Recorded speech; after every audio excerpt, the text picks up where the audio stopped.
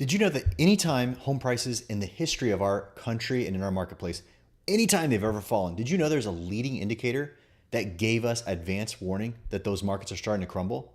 Did you know that 5 states right now have absolute alarm bells going off in the face of unsold inventory that is absolutely surging, that can tell us that right now we have issues going on in this country? So one of the things I'm going to take you through in a second is one of my favorite leading indicators and what it's starting to say about a few specific states that I've been watching for some time. And now I have to tell you, it is incredibly, incredibly rare that this particular metric starts to shift in the way that it has. And mind you, it's shifting during moving season. We're in peak season where homes across the nation, most buyers are moving into the market, trying to purchase something before the kids go back to school in August. And the fact that we're actually seeing this massive alarm going off now at a time when the market should be very balanced, it should be moving very swiftly, we're seeing trouble, my friends. Today, I'm going to point out for you some specific markets that if you are looking to buy, these are going to have opportunities where you should be paying attention to specific areas in these states that will have much more opportunity for you to actually provide a discount. But let's set the backdrop right here. So we're on a precipice here. As I'm shooting this live stream, we're heading into the marketplace where the realtor data for June, which is really the peak, the top of the bell curve every year for the housing market. We're getting data now that's coming out. Listen to what is coming out from leading economists. This is from Calculated Risk Newsletter that's giving us an early reading because this data is not here yet. June's data from the National Association of Realtors for all the resale market inventory is coming next week. But listen to this. Based on publicly available local MLS reports across the country. So this economist grabbed the data and started looking that we're in a seasonally adjusted annual rate of sell-off in the resale market for 3.93 million homes. This is down 4.4% over prior year. This is not good. So understand this. What you have in front of you is you have a situation where last year, 2023, was a terrible year for sell-off. We sold 4.07, just a little over 4 million homes, which marks a 30-year low in sell-off. Well, my friends, we are now seeing that in the entire US right now, that sellers are bringing inventory to the marketplace at a much higher rate and at any point we've seen in the past couple of years. So it's one thing if you sit back and you're like, hey, you know what? It's no big deal. There's not a lot of buyers out there. They're not buying homes. It's not a big deal if inventory stays very low. But in a few states that we're going to see today, you're seeing an absolute surge. And this is not by the way, this is not the indicator I'm going to share with you. The fact that inventory is surging is one thing.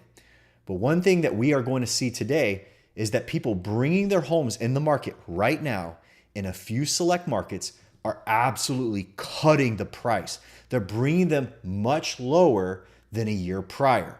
And what that means is if people are bringing homes into the market right now, as I'm shooting this, June, July, August, September, going into the fall of 2024, the pattern continues that inventory is unsold and people are bringing more listings and buyers for the reasons that they have are saying, I'm not buying it, I'm out.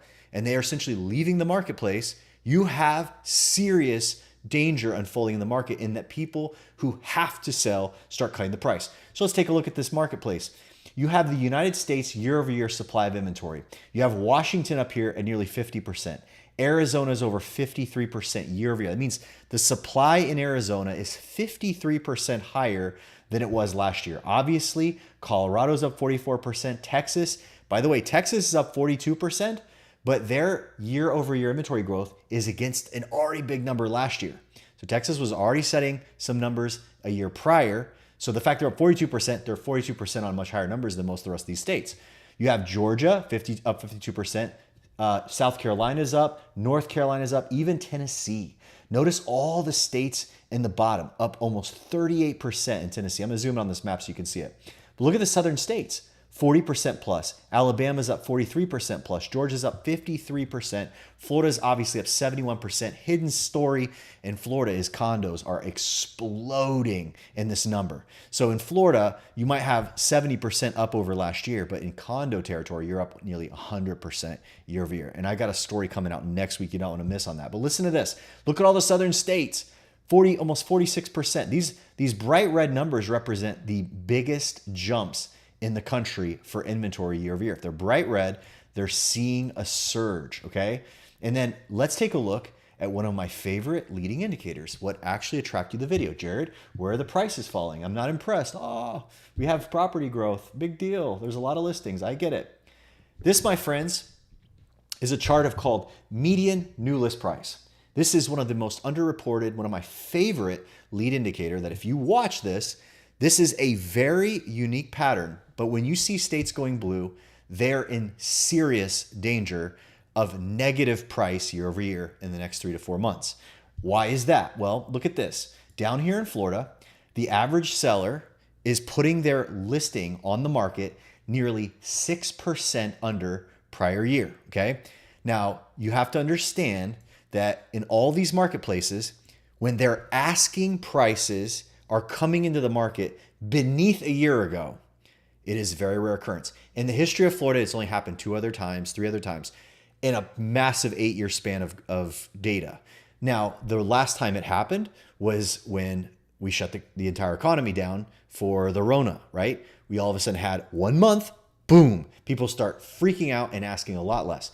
Another time it happened was in 2022 when we first started having the interest rates jacked up. When that happened, we had price loss in our median sale price. So what happened is as soon as the interest rates start climbing, people start seeing all this inventory coming because we go from 3% interest rates to 30-year fixed to a 7% interest rate overnight. And all of a sudden what you have is people start slashing price.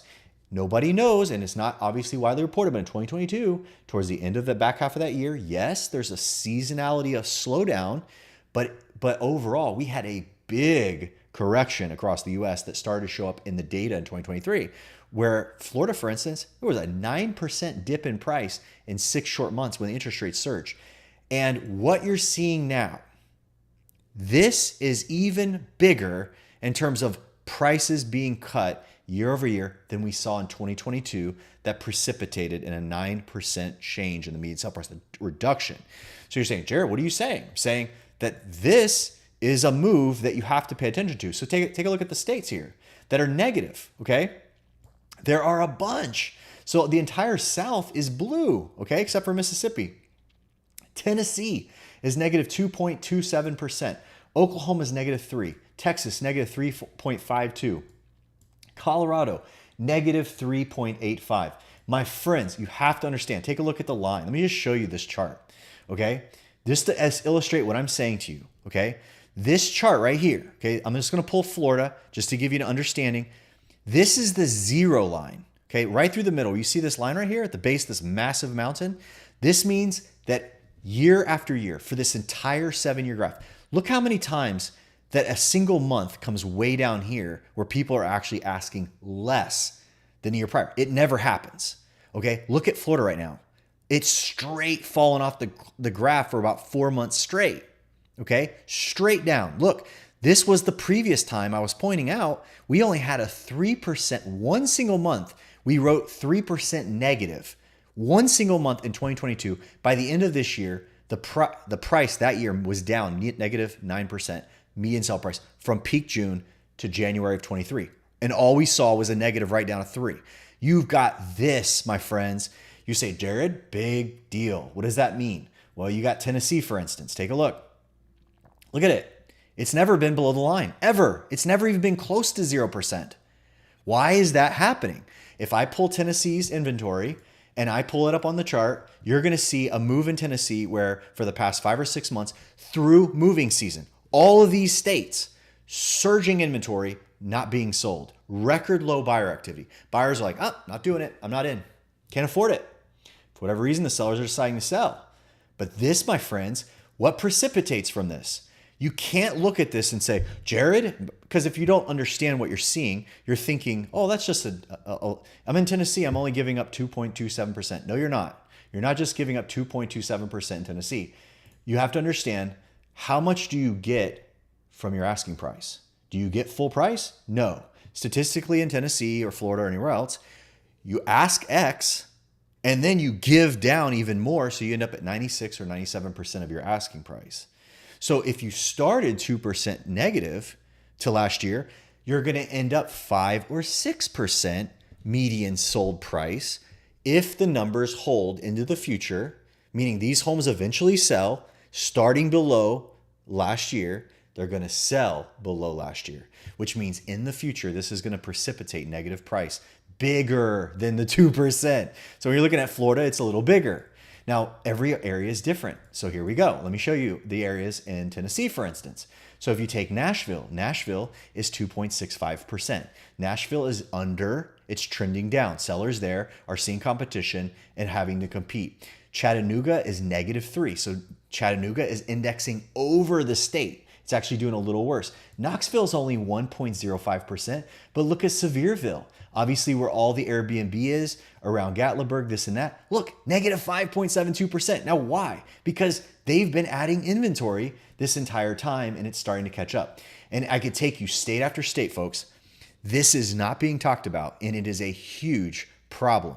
Because when you start seeing any of these states that are in the blue, they're starting to trend negative against prior year. The more populous the state, I would say, my opinion, the more reliable the data, okay? So for instance, you can see Idaho, -1.46, Colorado's -3.85, Nebraska, -2, Iowa, -1.5. And again, folks, fascinating to see where is the trouble. When you pull back and look at the map, where is the problems? The problems really seem to be arising in the southern states, the Sun Belt states, the same states that we're hearing have issues with high eviction rates, the same states where many of these states are starting to see rent income declines, many of these same states suffering with all kinds of cost of ownership that has spiraled out of control with this inflation where people can no longer keep their houses. Let's take a look at Texas. Again, I just want to show you this. Texas has been already seeing negative prices all through the state. They're one of the few. They only saw themselves dip below this line when they locked their country down in 2022 in April. That's the only time it ever has been below the line in a 7-year run. And Texas obviously floundering. Let's take a look at the metros. Where are the metros in trouble in Texas? So you have Dallas-Fort Worth is down 2.96%. You go down to Houston. Houston's down 1.35%. San Antonio's down almost 5%. And then you have a lot of the outlier markets here that are negative. You have Snyder, which who knows if anybody even lives there. The average price is like $157,000 or whatever. So you have different markets that are being affected in different ways. Look at all the south, the southern border area down here, all negative. This one market down here, -21%. So you're having a massive change. Look at Austin. The entire Austin metro area is listed here. -5.17%. You say, what does that mean, Jared? That means that this year, people there are asking $550,000 median. Last year, they're asking almost $580,000. And again, they're not going to sell for $550. They're going to negotiate further. I know what you're saying. Yeah, there's big numbers in that marketplace, Jared. There's some, there's some, they're selling homes for far more than $550. This is the median, okay? This is cutting the middle. This is eliminating the outlier adjustments when you're looking at data. So this is actually, I think, one of the relative easy ways to look. But look at this. If you zoom in on the south, it's all blue. It's a big blue wave. It's the only time we could say that about the south, isn't it? Oh, no. No political jokes on this channel, please. All right, here we go. So you can see here, and I've covered Florida. I won't even look at Florida on here, but let's take a look at some of these key markets. Atlanta down, -2.85. Tell me in the comments how you feel in Atlanta, because I know some of these people are going to get on and say, Atlanta's doing great. Look at Charleston, North Carolina, -4.6%. Charlotte is break even. So Charlotte is flat. Okay, so it looks like they're really kind of taking on a lot of their inventory. Myrtle Beach, 6% down. Myrtle shifting, okay? So looking at a couple more just to see. I obviously don't know too many of these markets well, so I'm looking for big markets. Columbia down, -6.52%. That's in South Carolina.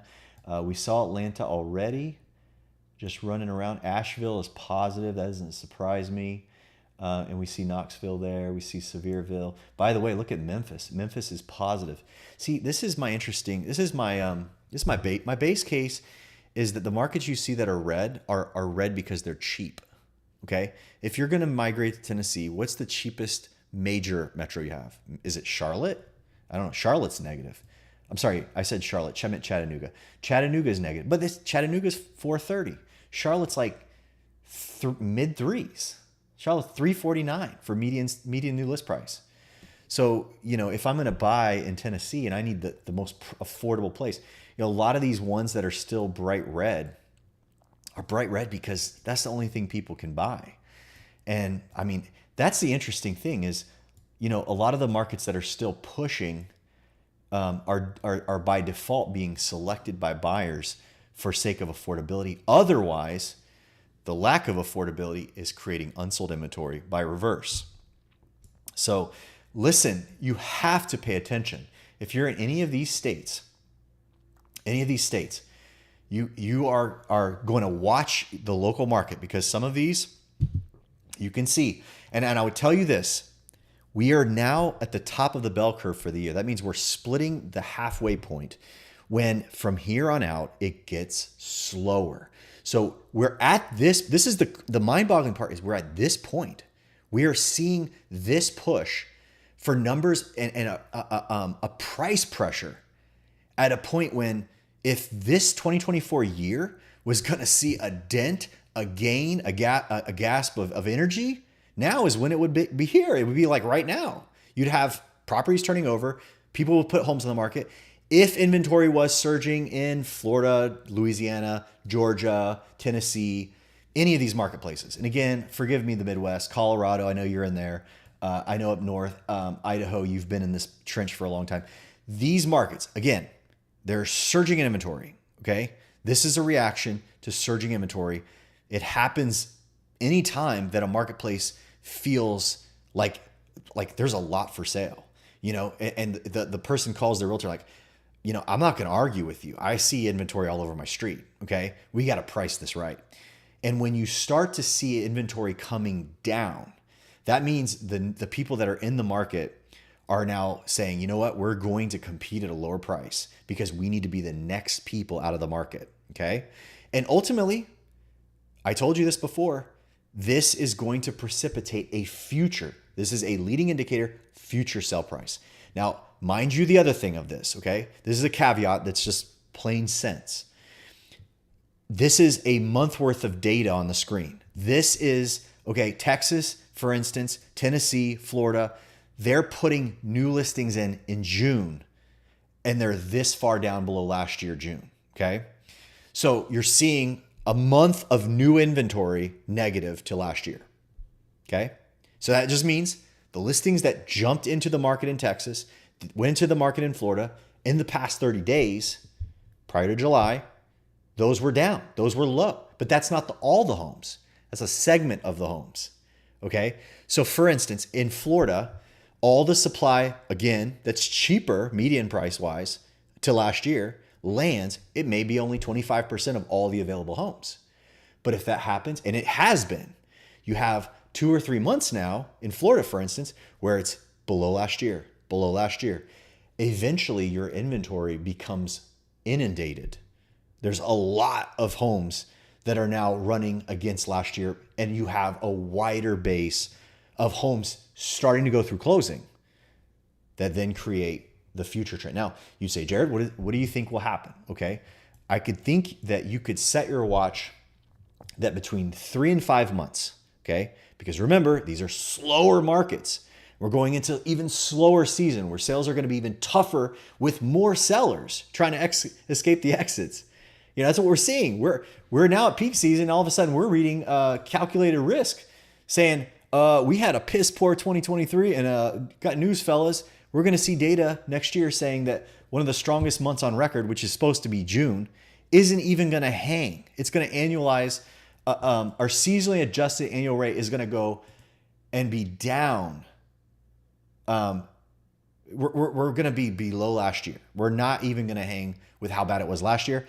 And mind you, a lot more sellers are pushing. A lot more sellers are going in. More houses. And buyers, there's less than last year. And last year was a record low. So you have to understand that is the dynamic at play here. And what we are seeing is that in the markets where people feel that shift, they are bringing it.